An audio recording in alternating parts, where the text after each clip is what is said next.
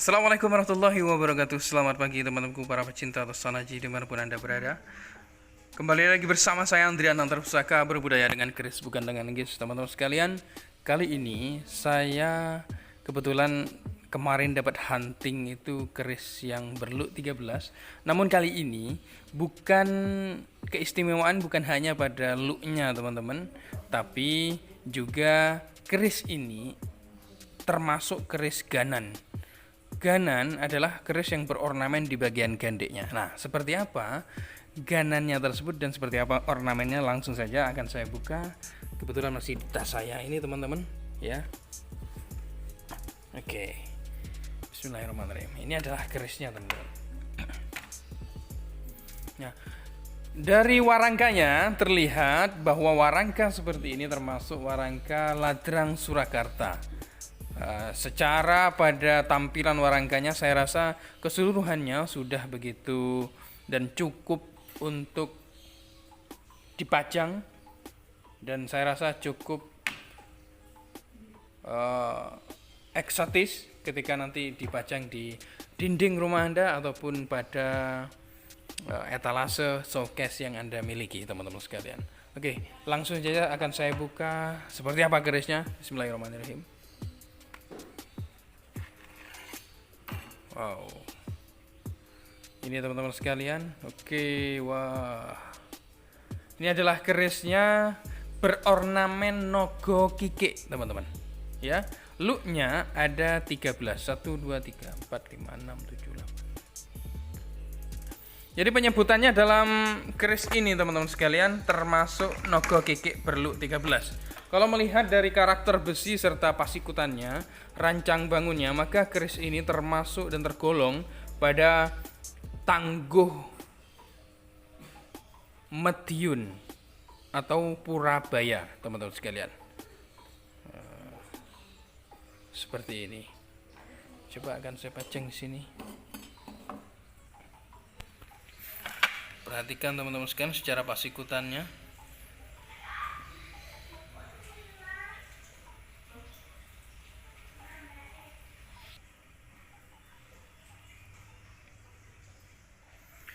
Teman-teman sekalian, keris ganan ini ya, atau yang berornamen nogo pada bagian gandeknya ini, penyebutannya itu berbeda-beda di masing-masing daerah teman-teman sekalian. Jadi misalkan ini di daerah Jawa Tengahan pesisiran menyebutnya dengan nogo kike. Jawa Tengahan pedalaman menamakan nogo sri. Orang kulonan seperti daerah Cirebon itu mengenalnya dengan nogo runting teman-teman. Sedangkan orang Jawa Wetanan akrab mengatakannya dengan nogo gresik atau nogo gresekan. Jadi sebutan mungkin berbeda-beda di tiap-tiap daerah, tetapi paling tidak yang mudah dikenali dari ricikan adalah bentuk gandek berkepala naga tanpa badan atau siluman. Nah, seperti ini.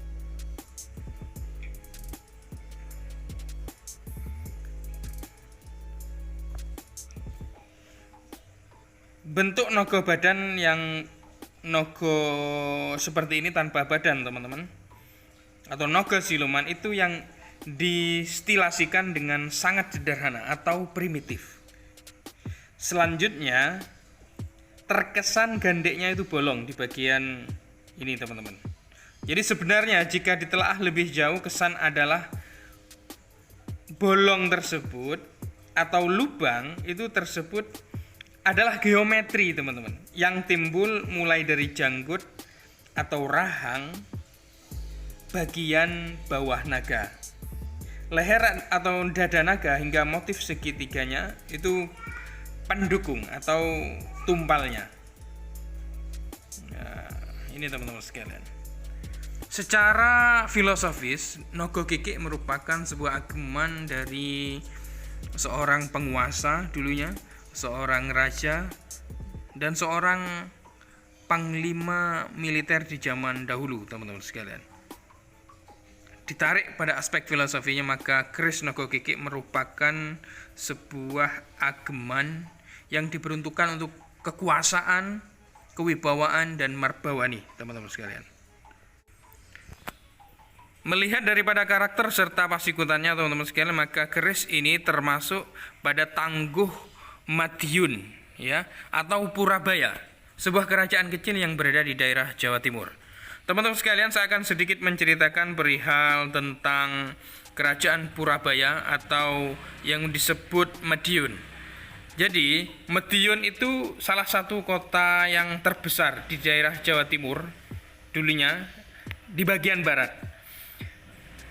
Kota Madiun terlibat dalam berbagai catatan sejarah. Jadi cukup panjang sejarahnya. Berbagai kerajaan telah tumbuh dan berkembang di wilayah Madiun sejak dulu kala, teman-teman. Seperti halnya Empu Sindok memindahkan kerajaan Mataram kuno, yaitu sebelum abad ke-10, dari wilayah Yogyakarta setelah letusan Gunung Merapi di wilayah Wotan, yang sekarang adalah Kecamatan Jiwan atau Madiun, di daerah Madiun, teman-teman. Keturunan Raja Kertajaya Kediri yang digulingkan oleh Ken Arok mendirikan kerajaan Ngurawan yang sekarang situsnya ada di daerah Dolopo, yaitu juga Madiun, teman-teman. Setelah cukup besar, rajanya yang bernama Jaya Katwang atau cicitnya dari Kertajaya menyerbu balik Kertanegara, yaitu cucu Ken Arok, ya, merupakan cucu Ken Arok, untuk menggulingkan Singosari dan mendirikan lagi kerajaan Kediri. Jadi nama Madiun ini sendiri baru dikenal pada kerajaan Demak Bintoro, teman-teman, yang saat itu rakyat banyak yang melarikan diri dari wilayah Majapahit karena kesemrautan politik di waktu itu. Kesemrautan politik serta kesemrautan sosial di dalamnya mengungsi ke wilayah kerajaan Demak yang aman, makmur, dan juga bahagia sentosa. Jadi untuk menampung mereka, kerajaan Demak membukakan sebuah hutan di lereng Gunung Wilis dipimpin oleh Panembahan Ronggo Jumeno atau Pangeran Timur untuk mendirikan desa yang baru. Dalam prosesnya ternyata banyak sekali hantu di dalamnya yang berayun-ayun, yang dalam bahasa disebut medi hantu, ayun-ayun atau berayun-ayun. Dengan sebuah senjata keris buatan Empu Umyang, Panembahan Ronggo Jumeno berhasil mengusir para hantu tersebut dan memberi nama desa tersebut sebagai Wono Asri, yang artinya hutan yang damai. Sedangkan senjata keris yang berhasil mengalahkan hantu tersebut dijuluki sebagai keris Tundung Medi Ayun. Lambat laun tersebut Tundung Mediun. Tundung artinya mengusir. Teman-teman sekalian, perubahan nama Wono Asri menjadi Mediun yaitu pada saat Sultan Trenggono adalah Sultan Demak ketiga sekaligus juga yang terakhir. Beliau mangkat pada tahun 1546 di medan perang dalam usahanya menaklukkan daerah Pasuruan di Jawa Timur. Peristiwa tersebut membawa akibat timbulnya perang saudara antar keturunan daerah Demak untuk memperebutkan harta kerajaan. Lebih singkatnya, teman-teman sekalian, kerajaan Madiun termasuk kerajaan yang dua kali pernah diekspansi secara militer oleh Panembahan Senopati, ya. Tapi dua kali pula lah itu kerajaan Madiun berhasil memukul mundur Mataram.